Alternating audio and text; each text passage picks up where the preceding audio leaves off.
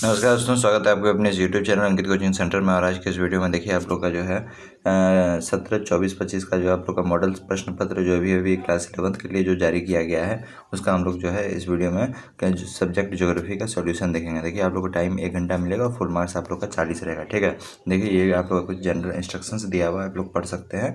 अब देखिए हम लोग डायरेक्ट क्वेश्चन की ओर चलते हैं। देखिए क्या बोला गया है क्वेश्चन, देखिए इंग्लिश और हिंदी में आप लोग को दोनों में मिलेगा। ठीक है, देखिए आपका देखिए पहला आप क्वेश्चन क्या है, अधिवास भूगोल और जो है आप लोग का जनसंख्या भूगोल का संबंध है ना। तो आप लोग का ये दोनों जो संबंध है, जनसंख्या हो गया, अधिवास हो गया, ये सब जो है आप लोग का मानव से संबंधित है ना। तो मानव भूगोल सही आंसर हो जाएगा। देखिए क्या बोल रहा है, प्रारंभिक वायुमंडल में किन तत्वों की अधिकता थी, है ना। बोल रहा है पहले का वायुमंडल में, एटमॉस्फेयर में जो है कौन सा आप लोग का जो है तत्व ज़्यादा मात्रा में पाया जाता था। तो आप लोग का जो है हाइड्रोजन एवं हीलियम ज़्यादा रूप में पाया जाता था। ठीक है, नेक्स्ट क्वेश्चन देखिए क्या बोल रहा है, गुटेनबर्ग का सांख्यत्य किन दो परतों की सीमा को कहते हैं ना। गुटेनबर्ग का आपको 2 परत की सीमा को बताना है, कौन कौन था। तो आप लोग का देखिए मेंटल और आपका क्रोड हो जाएगा। ठीक है, देखिए यहाँ पे अब फिर उसका नेक्स्ट क्वेश्चन 4 नंबर क्या बोल रहा है कि महासागरीय अध्यस्थल विस्तार सिद्धांत का प्रतिपादन किसने किया। तो आप लोग का जो है महासागरीय जो है विस्तार का सिद्धांत कौन दिया था। तो आप लोग का जो है वो हेरी हेर्स दिए थे। ठीक है, अब देखिए यहाँ पे नेक्स्ट क्वेश्चन 5 नंबर, निम्नलिखित में से कौन सा आपका जो है स्थल रूप पवन के अपरदनात्मक शक्ति द्वारा निर्मित होता है। तो कौन सा होता है, तो वो वहाँ पे जो आपका जो है बालूत आपका स्तूप आपका सही आंसर हो जाएगा। ठीक है, बालू का स्तूप। नेक्स्ट क्वेश्चन देखिए क्या बोल रहा है 6 नंबर, सुनामी शब्द की उत्पत्ति कहाँ से हुई है ना। सुनामी शब्द का जो उत्पत्ति है वो कहाँ से हुआ था, तो जापान आपका सही आंसर हो जाएगा। नेक्स्ट क्वेश्चन देखिए क्या बोल रहा है, निम्नलिखित में से किस ज्वालामुखी प्रकार से सर्वाधिक तरल लावा प्रवाहित होता है ना। तो आपको बताना है कौन सा ज्वालामुखी, किस प्रकार का ज्वालामुखी होता है जिसमें जो है सबसे अधिक मात्रा में तरल लावा निकलता है ना। तो आपका इसका सही आंसर क्या हो जाएगा, ऑप्शन नंबर डी, बेसाल्ट प्रवाह है ना। अब फिर उसके बाद देखिए नेक्स्ट क्वेश्चन आप लोग क्या बोल रहा है 8 नंबर कि गर्मियों में उत्तरी मैदान में बहने वाली गर्म एवं शुष्क हवा को क्या कहा जाता है ना। तो क्या कहा जाता है, तो उसको हम लोग लू कहते हैं। ठीक है, गर्म हवा जो होता है उसको हम लोग लू कहते हैं। नेक्स्ट क्वेश्चन देखिए आप लोग क्या बोल रहा है, नेक्स्ट क्वेश्चन हिमालय किस सागर के अवसादों से निर्मित है। ठीक है, तो देखिए यहाँ पे किस सागर हो जाएगा, तो इसका जो सही आंसर हो जाएगा टेथिस सागर। ठीक है, टेथिस सागर ये आपको बहुत इंपॉर्टेंट क्वेश्चन है। देखिए 10 नंबर क्वेश्चन क्या बोला है, निम्नलिखित में से कौन सा हिमनद द्वारा निर्मित निक्षोपित स्थल रूप है। ठीक है, तो यहाँ पे आप लोग का जो है स्कर, ऑप्शन नंबर डी आप लोग का सही हो जाएगा। नेक्स्ट क्वेश्चन देखिए क्या बोल रहा है 11 नंबर की ज्वारीय परिकल्पना सर्वप्रथम किसने प्रस्तुत की। तो ज्वारीय कल्पना सर्वप्रथम जो है जेम्स और जो है जेफरिज। ठीक है, अब देखिए यहाँ पे 12 नंबर क्या है क्वेश्चन कि भौतिक प्राकृतिक आपदा के अंतर्गत निम्नलिखित में से किसे सम्मिलित कर सकते हैं। तो किसे सम्मिलित हम लोग कर सकते हैं, तो आप लोग का जो है ऑप्शन नंबर सी सही हो जाएगा, भूस्खलन है। अब देखिए यहाँ पे 13 नंबर आपका क्वेश्चन क्या बोला कि आपदा प्रबंधन नियम कब पारित हुआ था। तो ये आप लोग का नियम कब पारित हुआ था, 2005 में। ठीक है, अब ये जो है आपका 2005 में नियम पारित हुआ था। भारत का प्रथम जीव मंडल निचय आपका जो है कौन है, तो ये आपका जो है सबसे पहले क्या हो जाएगा, नीलगिरी। ठीक है, और फिर उसके बाद देखिए 15 नंबर क्वेश्चन क्या बोल रहा है कि चंदन किस प्रकार के वन में पाया जाता है। तो वन का आपका बहुत सारा प्रकार होता है ना, 3-4 प्रकार होता है। तो आपको बताया है कि आपको कौन चंदन जो है आपको कौन सा वन में पाया जाएगा, तो वो आपको पर्णपाती वन में। ठीक है, वन का प्रकार आप लोग जरूर पढ़िएगा। देखिए निम्नलिखित में से किन पहाड़ियों में चेरापूंजी और जो है मासीराम स्थित है ना। कौन सा पहाड़ी में आपका चेरापूंजी और मासीराम स्थित है, तो आप जानते होंगे यहाँ पे पढ़े होंगे गारो खासी जयंतिया। ठीक है, अब यहाँ पे पढ़े होंगे गारो खासी जयंतिया, तो यहाँ पे जो है आप लोग का सही आंसर जो हो जाएगा वो आपका खासी हो जाएगा। ठीक है, ऑप्शन नंबर ए सही हो जाएगा। निम्नलिखित में से कहाँ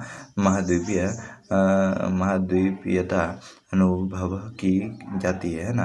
निम्नलिखित में से कहाँ महाद्वीपीयता अनुभव की जाती है, तो ये आप लोग का सही आंसर हो जाएगा हरियाणा में। ठीक है, अब देखिए यहाँ पे नेक्स्ट क्वेश्चन, इनमें से कौन सा कथन प्रायद्वीपीय नदी के बारे में सही है। ठीक है, तो कौन सा कथन सही है, जब आप इन चारों को कथन जब आप पढ़िएगा दोस्तों तो आपको डी नंबर आप लोग को सही लगेगा। ठीक है, डी नंबर आंसर सही होगा। गांधी सागर बांध किस नदी पर बनाया गया, देखिए ये इंपॉर्टेंट क्वेश्चन है।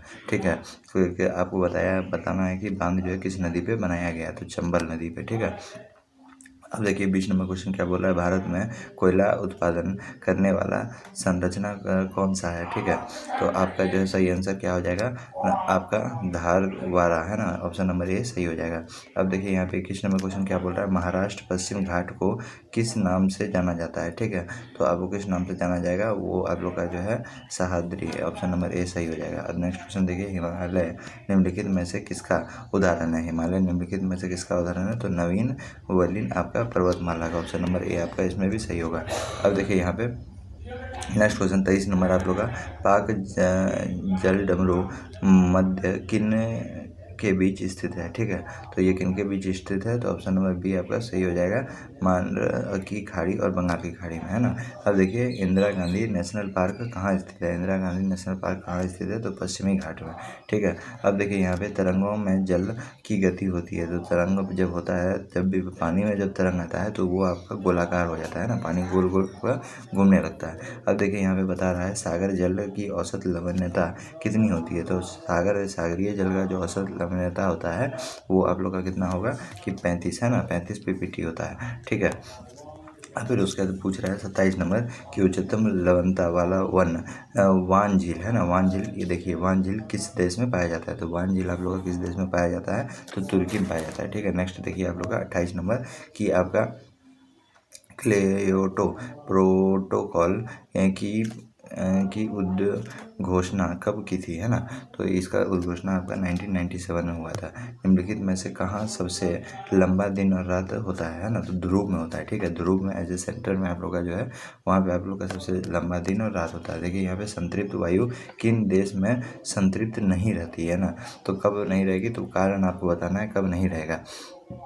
तो आप जानते हैं जब तापमान में जब बढ़ोतरी होगी, जब तापमान बढ़ेगा तो वो संतृप्त नहीं रहेगा, ठीक है। अब देखिए यहाँ पे 31 नंबर क्वेश्चन क्या बोल रहा है कि आपका पक्षाव बादल की ऊंचाई औसत कितनी होती है ना, तो आपका इसका ऊंचाई आपका कितना होता है 8000 से 12000 मीटर, ठीक है। अब देखिए 32 नंबर क्वेश्चन क्या बोल रहा है कि समदाब रेखा यदि दूर दूर हो तो वैसे क्षेत्र में दाब प्रवणता कैसी होती है ना, तो उस क्षेत्र में आप लोग का दाब जो है आपका कम होता है, उस क्षेत्र में आपका दाब क्या होगा, कम होगा। देखिए आप लोग का सामान्यतः ऊंचाई के साथ जो है तापमान घटता है, तो इसके अब देखिए यहाँ पे तो इसमें क्या कहा जाता है ना, सामान्यतः ऊंचाई के साथ जो है तापमान आपका क्या होता है, घट जाता है, तो इसका आप क्या कारण बोलेंगे, ठीक है। तो ऑप्शन पढ़िए क्या होना चाहिए यहाँ पे, तो इसका आप लोग का जो सही आंसर होगा वो क्या होगा, सामान्य ह्रास दर, है ना। अब देखिए यहाँ पे 34 नंबर क्वेश्चन क्या है कि किन तिथि को सूर्य मकर रेखा पर लंबवत होता है, तो मकर रेखा पर क्या होता है दोस्तों, लंबवत होता है ना। लंबवत कब होगा, 22 दिसंबर को, ठीक है, याद रखिएगा डेट को। पवन चलने का निम्न में से क्या कारण है ना, पवन चलने का निम्न में से क्या कारण है, तो वर्षा है, आर्द्रता है, संघनन है, या वायु दाब में विभिन्नता है। तो इसका आप लोग का सही आंसर क्या होगा, वायु दाब में विभिन्नता, ऑप्शन नंबर डी सही हो जाएगा। देखिए यहाँ पे भूमिगत जल द्वारा चूना पत्थर प्रदेश में निर्मित निक्षेपात्मक स्थल रूप कौन सा है, ठीक है। तो आप लोग का जो है कौन सा हो जाएगा, ये आपका ऑप्शन नंबर डी सही हो जाएगा, ठीक है। अब देखिए 37 नंबर क्वेश्चन क्या बोल रहा है कि आपका मलबा अवधाव को किस श्रेणी में सम्मिलित किया जाता है, तो इसको किस श्रेणी में सम्मिलित किया जाएगा, तीव्र प्रवाही बृहद संचलन, है ना। अब देखिए यहाँ पे 38 नंबर क्वेश्चन क्या बोल रहा है कि भौतिक अपक्ष है ना के लिए सबसे महत्वपूर्ण आप लोग का तत्व क्या है, तो सबसे आप लोग का महत्वपूर्ण तत्व जो है वो क्या हो जाएगा, तापमान हो जाएगा, है ना। तापमान बहुत ज़्यादा जरूरी होता है। अब देखिए यहाँ पे 39 नंबर क्वेश्चन क्या बोल रहा है कि पृथ्वी का सबसे बड़ा मुख्य प्लेट निम्न में से कौन है, तो पृथ्वी का सबसे बड़ा प्लेट आप लोग का निम्न में से क्या है, तो आप लोग का देखिए क्या होगा, तो यहाँ पे आप लोग का जो है आपका यूरेनियम प्लेट आप लोग का हो जाएगा, ऑप्शन नंबर बी सही हो जाएगा, ठीक है। अब देखिए यहाँ पे 40 नंबर की भूकंप अभी केंद्र में 105 डिग्री से 145 डिग्री तक के उस भूकंप तरंग का छाया क्षेत्र विस्तृत होता है, तो इसका जो है आपको बताना है कि 140 से लेकर 105 से लेकर 145 तक के बीच के भूकंप को क्या बोलते हैं, पी और एस तरंग, है ना। तो आपका जो इसका ऑप्शन नंबर सी सही हो जाए। तो इस पर दोस्तों हम लोग 40 आप लोग का बहुत MCQ देखे हैं मॉडल प्रश्न पत्र का, ठीक है। मिलते हैं नेक्स्ट वीडियो में, जय हिंद जय